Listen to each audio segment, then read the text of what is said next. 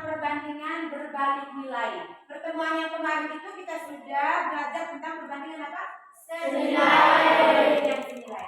Hari ini kita belajar tentang perbandingan berbalik nilai. Oke. Nah, untuk kita belajar perbandingan berbalik nilai ini, kita sebelumnya itu kita harus tahu dulu bagaimana proses tentang perbandingan rasio, terus perbandingan senilai, bagaimana apa itu perbandingan senilai, bagaimana menyelesaikan perbandingan senilai. Kalau kamu sudah pahami tentang itu, otomatis tentang perbandingan berbalik nilai ini pasti kamu akan pahami juga. Jadi kalau kita belum belajar yang tadi, kamu belum tentu kita lewat ke materi yang ini tentang perbandingan berbalik nilai. Oke, tujuannya kita belajar ini adalah dalam kegiatan dalam masalah sehari-hari ini kita bisa selesaikan misalnya ada permasalahan tentang di masyarakat di kehidupan sehari-hari, kita bisa selesaikan dengan menggunakan perbandingan berbalik nilai. Oke, yang berikut. Melalui pembelajaran PBL, peserta didik dapat memahami perbandingan berbalik nilai. Tujuan yang kedua, melalui pembelajaran PBL, peserta didik dapat menyelesaikan masalah kontekstual yang berkaitan dengan perbandingan berbalik nilai. Jadi ada tujuan yang harus kita capai hari ini. Dari pembelajaran ini hari ini kita harus bisa mencapai dua tujuan. Terus yang berikut manfaatnya, dengan mempelajari materi perbandingan berbalik nilai, maka masalah dalam kehidupan nyata bisa diselesaikan secara sistematis. Oke? Sebelumnya Ibu mau tanya dulu. Usia adik, kita ada pertanyaan. Usia adik 5 tahun. Usia kakak 3 tahun lebih tua dari usia adik. Bagaimana perbandingan antara usia adik dan usia kakak? Usia adik berapa tadi? Usia 5 tahun. Usia kakak? 3 tahun lebih tua. Berarti usia kakak berapa? Bagaimana perbandingan usia adik dan usia kakak? 5 berbanding 8. 5 berbanding 8. Oke. Jadi sebelum kita mau untuk perbandingan berbalik nilai itu kita harus tahu perbandingan sebelumnya. Jadi Ibu anggap bahwa dengan ini perbandingan kamu belajar tentang ini, kamu sudah tahu tentang perbandingan usia kakak dan usia adik, otomatis pasti sebentar dalam pembelajaran tentang perbandingan berbalik nilai, Ibu yakin kamu akan bisa memahaminya. Oke, lanjut yang berikut. Ini ada pertanyaan. Bagaimana hubungan antara kecepatan kendaraan dengan waktu tempuh? Coba berpikir dulu. Mungkin ada yang bisa bagaimanakah hubungan antara kecepatan kendaraan dengan waktu tempuh?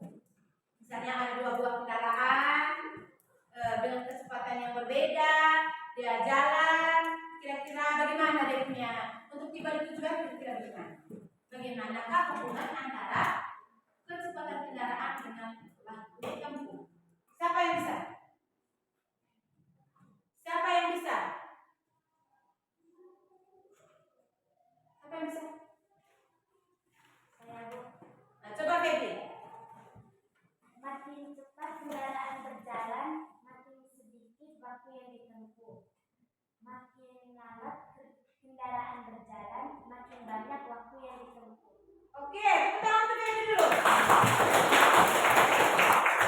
Ya, makin cepat kendaraan berjalan, waktu yang ditempuh untuk tiba tujuan itu semakin sedikit. Terus makin lambat kendaraan berjalan, maka waktu yang ditempuh untuk tiba tujuan itu semakin lama. Mengerti toh? Contoh dua buah kendaraan. Ini dia punya kecepatan misalnya dia ambil 60 km per jam. Kendaraan yang ini 40 km per jam. Tujuannya sama. Tujuannya dari rumah ke tujuannya misalnya barat lah begitu. Terus nanti ini lebih cepat ya otomatis jadi lebih cepat tiba. Terus yang ini dia tiba sudah lama. Dia jalan cepat, tapi jalannya lama sekali baru tiba. Bisa mengerti nih? Bisa mengerti ya? Jadi hubungan antara kecepatan kendaraan dengan waktu yang ditempuh ini adalah makin besar kecepatan kendaraan, makin sedikit waktu yang dibutuhkan untuk tiba tujuan. Makin kecil kecepatan kendaraan, maka makin lama, makin besar waktu yang dibutuhkan untuk tiba tujuan. Bisa mengerti? Kegiatan inti. Oke, baik. Pembelajaran kita hari ini PBL. Problem Learning. Ini kita bisa buat ya. Kita bisa buat. Oke, sekarang yang paling pertama Ibu akan memberikan kamu sebuah permasalahan. Ini ada masalah. Ada masalah. Ibu minta satu orang baca tapi dengan yang intonasi yang bagus supaya bisa dipahami oleh kita. Yang baca dulu. Seorang arsitek merencanakan pembangunan sebuah toko akan selesai dalam waktu 20 hari dengan pekerja sebanyak 10 orang. Jika pemilik toko menginginkan pembangunan tokonya harus selesai dalam waktu 15 hari, maka berapakah pekerjaan yang harus dibutuhkan agar pembangunan toko tersebut selesai tepat waktu? Oke. Ibu pakai sekali lagi.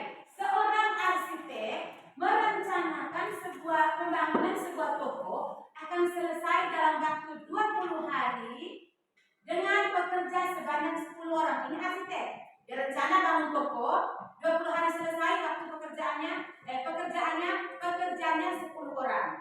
Ingat ya? Terus jika pemilik toko menginginkan pembangunan tokonya harus selesai dalam waktu 15 hari, pemilik toko bilang tidak, saya mau cukup 15 hari, jangan sampai 20 hari. Maka berapa pekerja yang harus dibutuhkan agar pekerja itu agar pembangunan toko itu selesai tepat waktu sesuai keinginan pemilik toko. Bisa paham cerita? Bisa paham ini masalah? Bisa, Bu. Oke, sekarang mari kita bantu arsitek tersebut untuk menyelesaikan masalahnya. Dan tugas kita sekarang adalah membantu arsitek untuk menyelesaikan masalahnya supaya kita temukan berapa pekerja yang harus dibutuhkan oleh arsitek untuk menyelesaikan pembangunan toko dalam waktu 15 hari. Oke. Setelah ini mari kita duduk berkelompok sesuai dengan kelompok yang sudah dibagikan setiap kali kita les. Silakan dengan tenang duduk berkelompok dalam waktu 1 menit.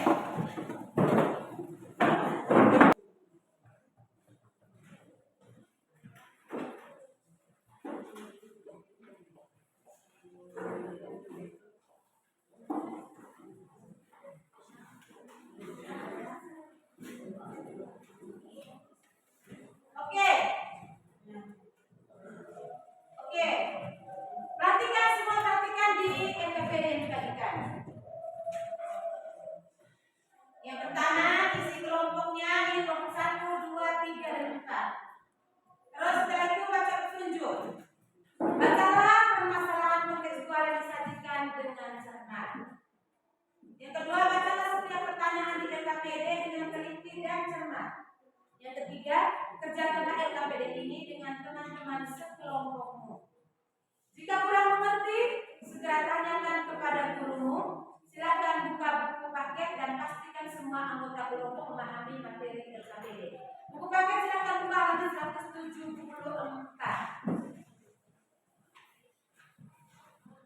174. Sudah?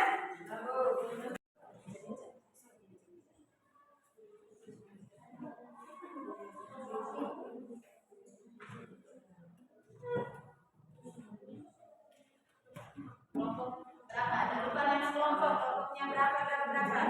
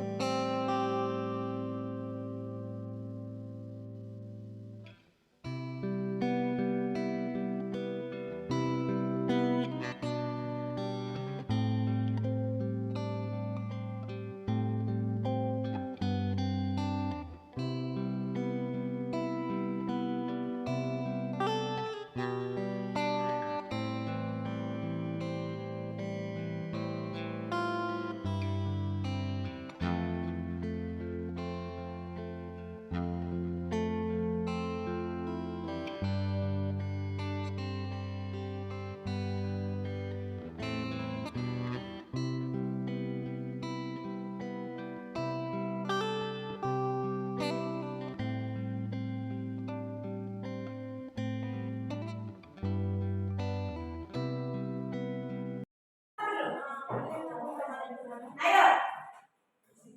Siapa? Oke, Andi. Sudah. Nanti Andi kita tulis di sini. Pakai tulis. Lebih cepat.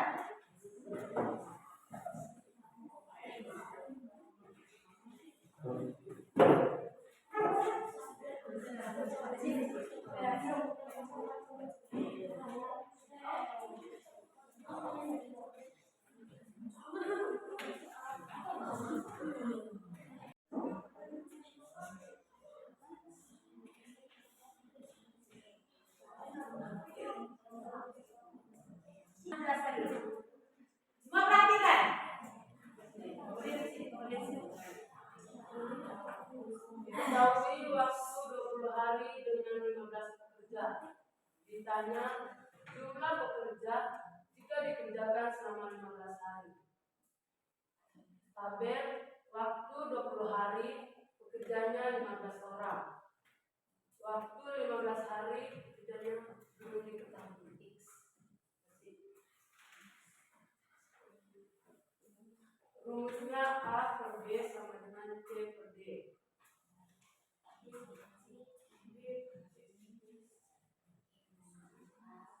Si rumusnya harus berapa deh? A sama C. Siap ya.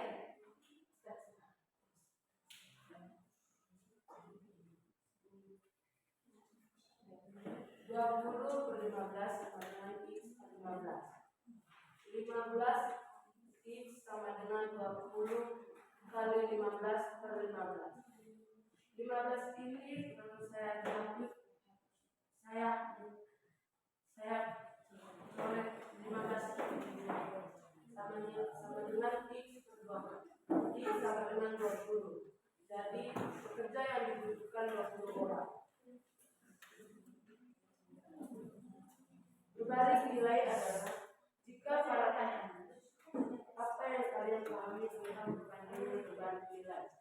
Berbalik nilai adalah jika parabel A naik maka parabel turun, dan jika parabel A turun maka parabel B naik. Oke, tepuk tangan.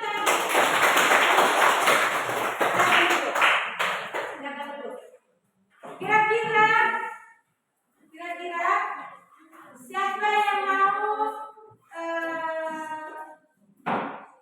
memberikan pernyataan ataukah usul saran ataukah pokoknya memberikan suatu pendapat terhadap kelompok A yang sudah presentasi mereka punya hasil kerja. Coba, siapa?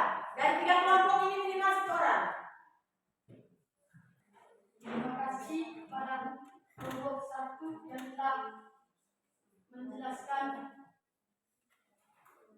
tentang perbandingan berbalik nilai. Sekian dan terima kasih. Oke. Yang berikut kelompok 2, silakan.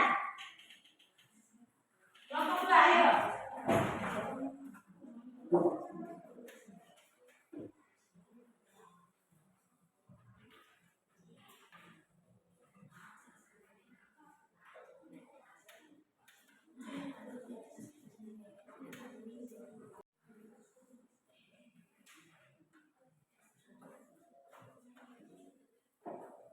Ini yang mau jelaskan. Diketahui waktu 20 hari dengan pekerja 15 orang. Ditanya jumlah pekerja jika dikerjakan dalam waktu 15 hari. Jawab, tabel waktu 20 hari pekerjanya 15 orang. 15 hari pekerjanya X. 20 per 15 sama dengan X per 15. 15 X sama dengan 20 kali 15.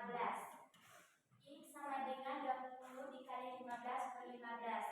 X sama dengan 20. 15 ini coret. Kenapa dicoret? Karena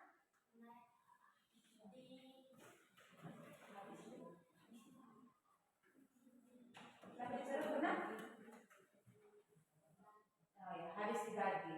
Terus jadi pekerja yang harus dibutuhkan selama 15 hari kerja yaitu 20 orang.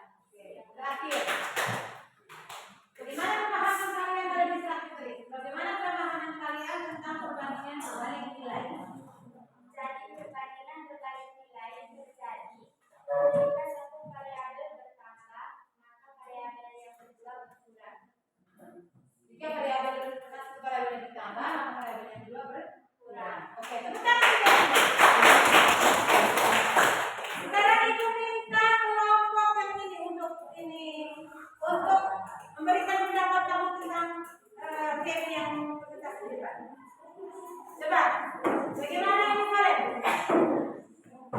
Silakan. Dengar. Baik, terima kasih kepada kelompok 2 yang sudah mempresentasikan pekerjaan kalian dengan ini.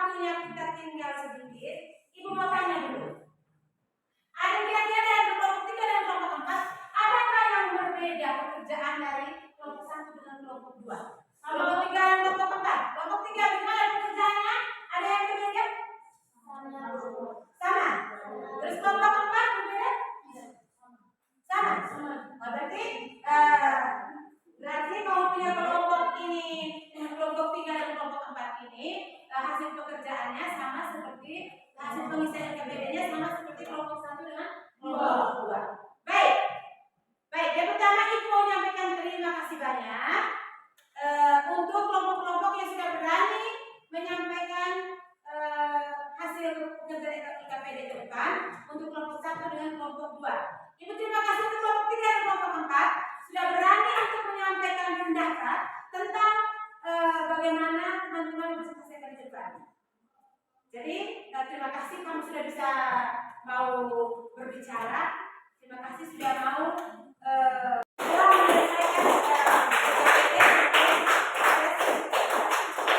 baik, Ibu menjelaskan sedikit. Ini pekerjaan ini sudah bagus. Pekerjaan ini sudah bagus.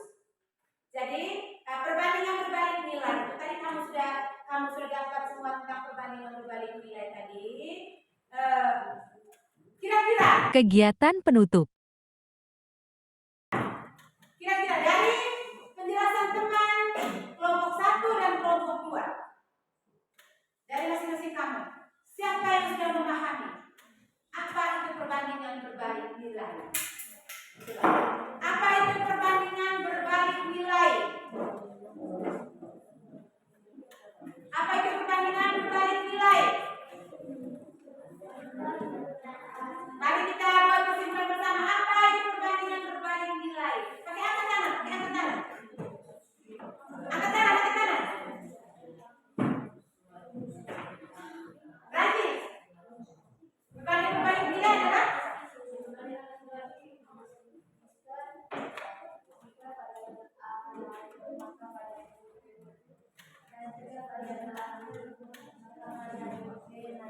oke. Siapa lagi? Nah, ini Aziz. Jika satuan besaran naik dengan besaran baik dulu, maka dua besaran itu berbalik. Oke. Baik, perbandingan berbalik nilai terjadi jika salah satu besarannya naik, masa besaran yang berikutnya turun. Atau salah satu besarannya turun, maka besaran yang lainnya naik. Atau contoh di papan sini. Ini kan kemarin ini kita buat berupa tabel. Kan ada tabel tuh. Ada tabel. Ini kita contohnya di sini A, di sini B. Maka jika kolom A ini termasuk sederhana. Perbandingan berbalik nilai terjadi jika kolom A ini angkanya makin naik, maka kolom B ini angkanya makin turun. Jika kolom A ini makin turun, maka kolom B nya makin naik. Dia bolak-balik, dia berbalik, turun dan naik, naik dan turun. Maka itu kita katakan sebagai perbandingan berbalik nilai. Terus dari berbalik nilai tadi yang kamu kerjakan ini kan ada rumus.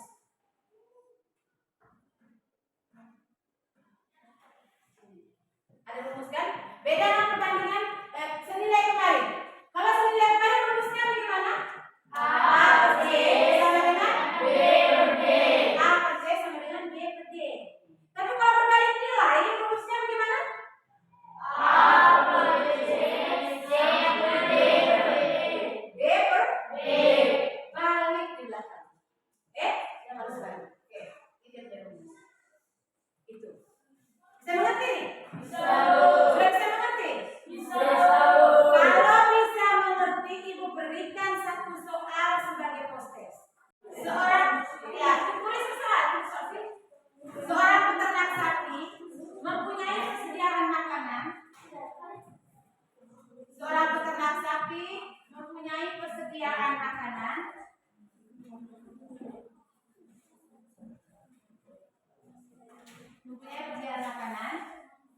Yang cukup untuk 5 ekor.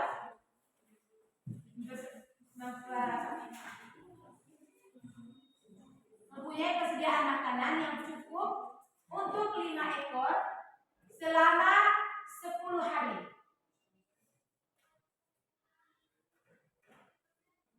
Jika ia menjual sapinya 3 ekor,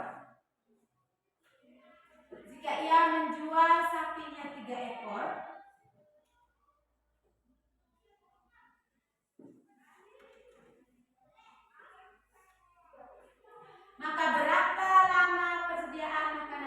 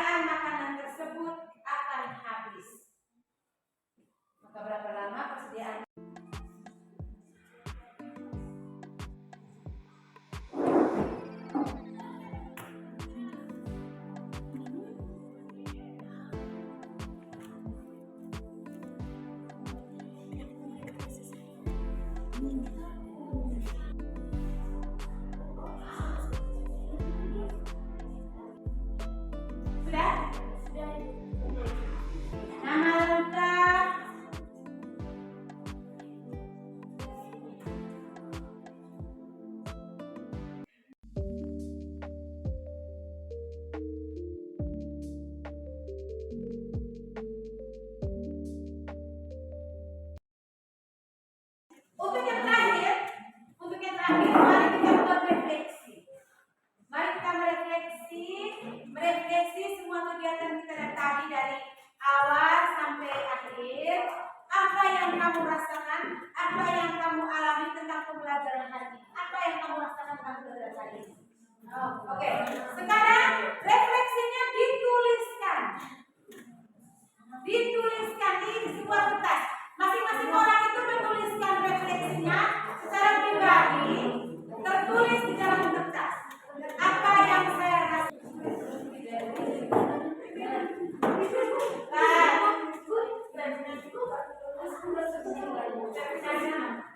Bisa menyelesaikannya kekeliruan dan kendala-kendala tersebut.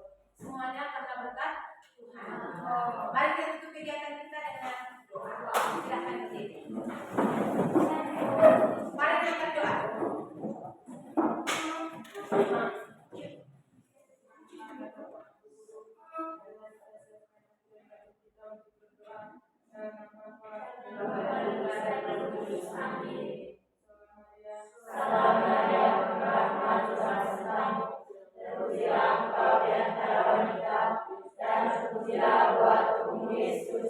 Santa Maria Bunda Allah, doakanlah kami yang berdosa ini